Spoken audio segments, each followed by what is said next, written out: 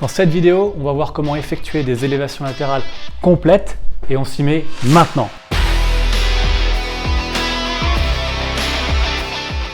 Si c'est ta première fois sur la chaîne, ici on discute de travail aux résistances, d'Ayurveda, de santé, longévité fonctionnelle, développer sa masse musculaire et son bien-être. Si ces sujets t'intéressent, je te conseille de t'abonner et même d'activer les notifications parce que je publie peu, jamais le même jour, et du coup au moins tu seras sûr de ne pas rater les infos et la nouvelle vidéo le jour où il y en a une et il y a un nouvel article sur le site qui accompagne tout ça. Sans plus attendre, on se plonge dans le sujet de la vidéo. Donc les élévations latérales complètes, qu'on appelle aussi les Lu Raises. En fait, c'est dû à l'haltérophile chinois très connu et très médaillé, Lu Xiaojun, j'espère que je le prononce bien, qui a popularisé un peu plus ce mouvement. Donc la vidéo elle va être séparée en 3 parties. La première, on va voir quel est l'intérêt de ce mouvement d'un point de vue plus culturiste, donc hypertrophie. Ensuite, on va parler un petit peu de l'intérêt du mouvement d'un point de vue plus santé de l'épaule, d'un point de vue articulaire.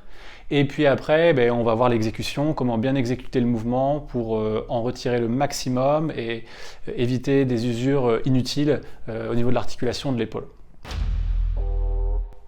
Alors les Lu Raises, je préfère ce terme-là parce qu'il est plus court et même sur le cahier d'entraînement c'est plus rapide à écrire. Mais les Lu Raises, d'un point de vue culturiste, ce qui est vachement intéressant, c'est que premièrement, c'est un des très rares exercices qu'on pourrait qualifier de polyarticulaire pour développer le faisceau latéral de l'épaule, du deltoïde. Alors pourquoi? Parce que quand on effectue ce mouvement, on va avoir bien entendu donc le bras dans son articulation, dans la cavité glénoïde de l'épaule qui va être sollicité, mais on va aussi avoir toute l'omoplate qui va venir glisser le long de la cage thoracique pour soutenir le mouvement du bras pour justement faire cette élévation complète. Donc voilà, on a 2 articulations en jeu, donc c'est polyarticulaire. C'est des termes tout ça, mais c'est intéressant de le noter parce que ça va encourager un mouvement très naturel, très sain, très fonctionnel en fait de l'élévation du bras, mais ça on reviendra dessus. Alors le problème des élévations latérales classiques, qui est un bon mouvement pour travailler le faisceau latéral du deltoïde, on fait les 2 bras en même temps, donc on gagne du temps, tout ça c'est très bien. Le problème c'est qu'en fait la moitié du mouvement est quasiment inutile. Donc au niveau de l'amplitude elle est ultra réduite, le temps sous tension de travail utile est très réduit puisque la première moitié, il n'y a quasiment aucun effort, ça sert à rien, enfin presque. Et la deuxième moitié, elle est vite très très difficile. Et ça, d'un point de vue technique aussi, ce qu'on remarque, c'est que les gens dans les salles de sport, ils ont tendance du coup à le bâcler un petit peu, à pas vraiment capitaliser au maximum cette portion-là qui est la plus intéressante dans le mouvement. Et du coup, au final, on se retrouve avec un exercice qui globalement n'est pas exploité à 100%. Et même quand on a quelqu'un qui techniquement le fait bien, il faut reconnaître que le temps sous tension utile est modéré, modeste, médiocre. On peut faire mieux, quoi. Donc ça c'est une première chose. L'avantage des Lu Raises par rapport à ça, ça va être que on va avoir cette fois un temps sous tension utile beaucoup plus important. Donc la courbe de résistance ne change pas énormément dans le sens que quand le muscle est étiré, le faisceau latéral est étiré, on n'a pas beaucoup d'efforts et c'est vraiment quand il est raccourci qu'on va avoir davantage d'efforts. Ça ne change pas. Par contre, comme on va faire l'élévation complète, surtout l'intérêt ça va être de retenir très bien l'excentrique longtemps. Donc là, chaque répétition, l'effort, notamment l'effort, là où c'est le plus difficile, on va être obligé d'y passer et d'y passer convenablement, de traverser correctement cette difficulté-là pour venir jusqu'en haut et après bien contrôler la descente. Donc on a au moins 2 fois plus, si ce n'est 3 fois plus, probablement même 3 fois plus de temps sous tension utile par répétition dans cette zone de travail vraiment intense. Le travail de l'omoplate, c'est un bonus. Donc on va avoir les trapèzes supérieurs qui vont jouer pour le maintien des bras stables au-dessus de la tête, un peu de rotation interne aussi. Et puis au niveau de l'omoplate encore, on va avoir le grand dentelé qui va venir soutenir l'omoplate quand elle tourne et qu'elle maintient le bras vers le haut. Voilà, il faut la soutenir vers le haut. Donc le grand dentelé va bien travailler à cet endroit-là et vous le sentirez probablement la première fois que vous faites cet exercice. Le lendemain, vous aurez peut-être des courbatures au grand dentelé, surtout s'il est un petit peu sous-entraîné parce que vous faites beaucoup de développé couché, beaucoup de choses comme ça et que le grand dentelé a tendance à être désactivé parfois sur ces mouvements-là. Et donc ça favorisera un bon rythme scapulo-huméral. Donc là j'embraye déjà un petit peu sur la deuxième partie. quel est l'intérêt d'un point de vue santé de ce mouvement-là? Eh bien, c'est de venir entretenir un rythme scapulo-huméral. Donc scapula, c'est l'omoplate, c'est le nouveau terme officiel, pour bien accompagner en même temps que le bras bouge. L'omoplate bouge à un rythme en plus qui est de 2 pour 1 à peu près. Donc elle vient soutenir et accompagner ce mouvement-là, et pour ça, eh bien, il y a tout un tas de muscles autour de l'omoplate, et donc voilà, on entretient un bon rythme global. Donc c'est vraiment un mouvement qui va être très fonctionnel, puisqu'on ne peut pas élever correctement le bras au-dessus de la tête sans que l'omoplate vienne soutenir tout ça. Donc en fait, avec ce mouvement-là, non seulement on a un meilleur travail culturiste hypertrophique sur le faisceau latéral, mais en plus c'est très fonctionnel puisqu'on vient entretenir un mouvement naturel d'élévation des bras au-dessus de la tête avec l'accompagnement des omoplates. Donc c'est vraiment super. Là on a un exercice qui, de manière assez fabuleuse, combine très bien l'aspect culturiste et l'aspect fonctionnel ensemble. Et là, ce que j'aime beaucoup avec tout ça, c'est que le mouvement, c'est médicament, clairement. Et pour vraiment bénéficier de ce côté mouvement égale médicament, eh bien en fait, il faut venir dans certaines positions régulièrement pour que le corps les maintienne. Et après, plus on vient dans ces positions-là, plus on retrouvera de l'aisance et du confort, et plus on se renforce en ajoutant la surcharge progressive, un peu plus de poids, et c'est la surcouche cerise sur le gâteau, et là on devient encore de plus en plus fort, et le corps devient de plus en plus capable de vraiment, je dirais, enregistrer et maximiser cette position pour qu'elle soit accessible à n'importe quel moment, même quand on va être moins échauffé et en toute sécurité. Et donc un des gros problèmes que les gens ont, surtout en vieillissant, c'est cette incapacité de mettre le bras au-dessus de la tête correctement, en sécurité, avec force, en fonction de l'activité qu'il y a à faire. Donc avec ce mouvement-là, on vient travailler et entretenir et maintenir en fait toute cette fonctionnalité-là, et ça c'est vraiment intéressant. Donc vraiment le mouvement me plaît beaucoup. Donc j'espère que vous avez un petit peu convaincu déjà avec ces 2 premières notions, l'intérêt culturiste par rapport à des élévations latérales classiques et l'intérêt fonctionnel d'entretenir ce mouvement-là et cette stabilité des bras au-dessus de la tête avec élévation du trapèze supérieur mais aussi une légère rotation interne. Il y a plus de détails au niveau de tout ça dans l'article sur mon site qui est mis dans la description si vous voulez jumper tout de suite dessus. Mais maintenant, parlons un peu de l'exécution, parce que mettre les bras au-dessus de la tête, ça fait peur à certains dans les milieux de l'entraînement en travail-résistance, puisqu'il peut y avoir des frottements au niveau de l'épaule, notamment le supraépineux ou des choses comme ça, où les gens, ça frotte, les tendons s'usent, des douleurs à l'épaule, etc. Et du coup, ce mouvement-là peut inquiéter un petit peu. Donc je vais parler de la bonne technique d'exécution pour éviter les problèmes, et après, s'il y a quand même des problèmes, voir ce que ça veut dire et comment on peut les corriger. Puisque je pense que vous êtes d'accord avec moi, vous devriez être capable de mettre les bras au-dessus de la tête sans que ça crée de problème dans votre corps. Et si vous n'êtes pas capable de le faire, c'est là que la salle de sport, ça devient un laboratoire pour voir comment nous on bouge et pour bouger correctement et être fonctionnel dans le monde. Et là, ça renvoie un petit peu à la première vidéo que j'ai faite il y a quelques temps.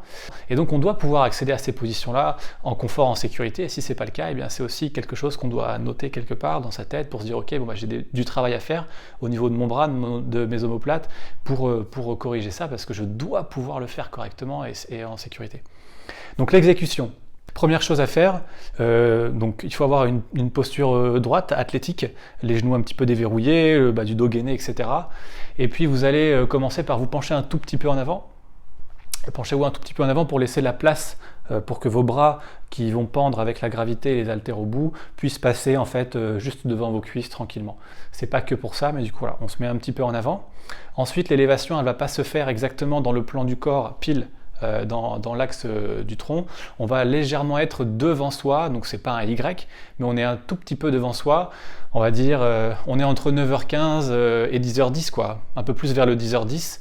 Et ça, à nouveau, c'est un plan préférentiel pour l'épaule par rapport à comment est l'omoplate, la clavicule. Donc on va respecter ça. C'est là où on a le plus de place pour circuler et monter les bras au-dessus de la tête, donc on respecte ça. On met les bras un petit peu dans un plan, un petit peu devant soi.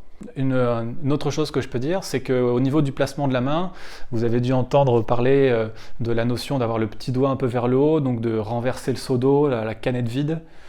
quand on fait les élévations, donc le fait de mettre les petits doigts vers le haut pour cibler un peu plus certains faisceaux, certaines fibres du deltoïde latéral. Et là, nous, on veut surtout pas faire ça, puisqu'en fait, cette position de rotation interne au moment où on élève, c'est potentiellement dangereux au niveau des frottements, des usures dans l'articulation de l'épaule. Donc on veut plutôt chercher à garder de la place. Ça ne veut pas du tout dire qu'on va moins bien travailler le faisceau latéral, pas de problème.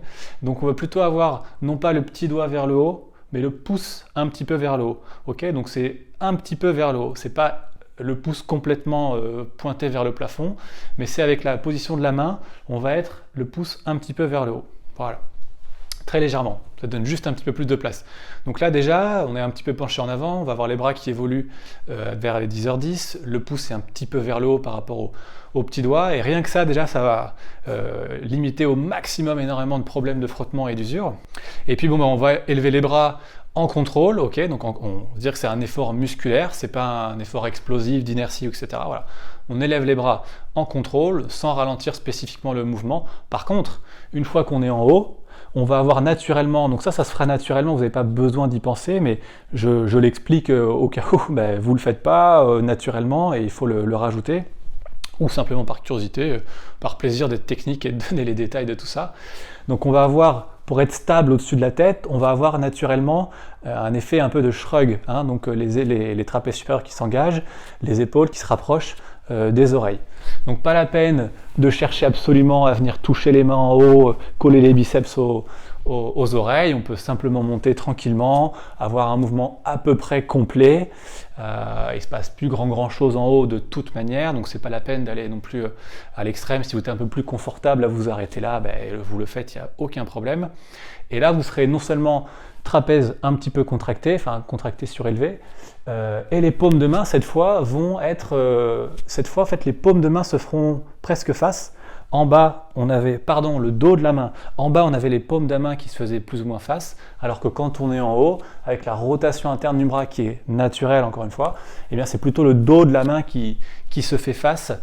Donc voilà, et surtout, pour capitaliser ce mouvement, une fois qu'on a fait tout ça, l'excentrique, donc le contrôle de poids, lent.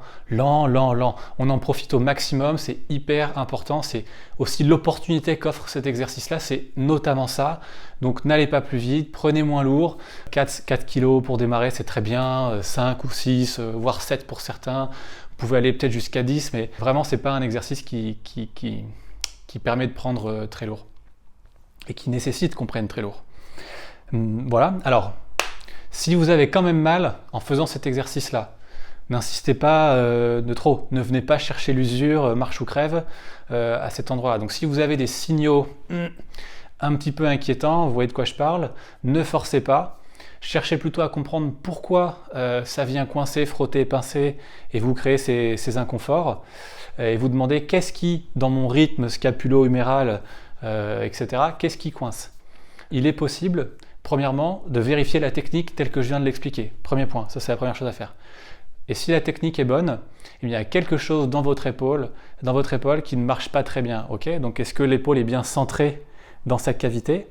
Donc bien souvent avec des muscles antérieurs très dominants, les gens ont des épaules qui sont tirées vers l'avant, la position est un petit peu arrondie ici, du coup l'épaule est trop vers l'avant et quand on cherche à la bouger, eh bien, elle n'est pas centrée, donc elle ne peut pas évoluer librement et elle va frotter un petit peu sur les extrémités, donc ça crée des pathologies. On résout ça assez bien avec du travail de rotateur externe, d'arrière d'épaule, d'omoplate, rhomboïde, tout ça. C'est quelque chose qui se corrige assez bien, mais ça peut être une des raisons qui vous cause souci. Une autre raison qui peut vous causer souci, c'est si certains muscles de l'omoplate ne font pas assez bien leur boulot et donc ne viennent pas soutenir ce mouvement-là. Typiquement, un grand dentelé un peu trop faible, un peu trop inactif par rapport aux besoins qu'on lui demande, et cet omoplate qui n'a pas un bon rythme de mouvement sur la cage thoracique, un peu l'effet de winging aussi qu'on peut avoir si vous connaissez, donc c'est un omoplate qui se décolle de la cage.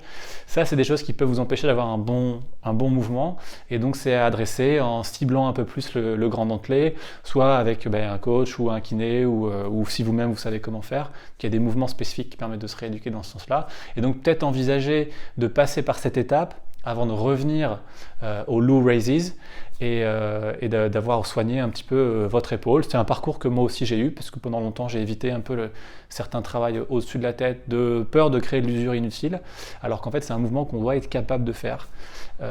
Et que voilà, donc maintenant j'encourage beaucoup plus à utiliser ces mouvements-là plutôt à en avoir peur. Donc en conclusion, bon, j'espère que cette vidéo vous a appris des choses, qu'elle vous a été utile, peut-être même que vous avez rigolé une ou deux fois à ce que j'ai raconté. Pour conclure, vraiment ce mouvement, moi je le trouve formidable parce que déjà il permet de gagner du temps quand on travaille ses épaules, hein. On n'est pas obligé d'aller faire du travail à un bras, qui est souvent la meilleure solution pour cibler correctement avec une bonne courbe de résistance le deltoïde latéral. Là on peut toujours le faire avec les deux bras. Il a un côté aussi très fonctionnel, donc on est à la fois sur un exercice qui arrive à être très culturiste et très fonctionnel, et ça me plaît beaucoup. Il est très santé, donc au final je le trouve vraiment formidable. Si vous avez des questions, mettez-les en commentaire, je les lis, j'y répondrai.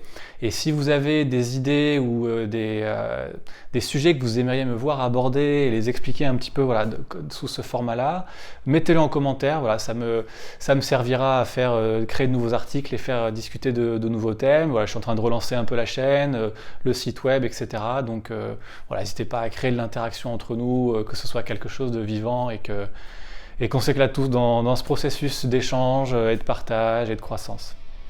Allez, à la prochaine!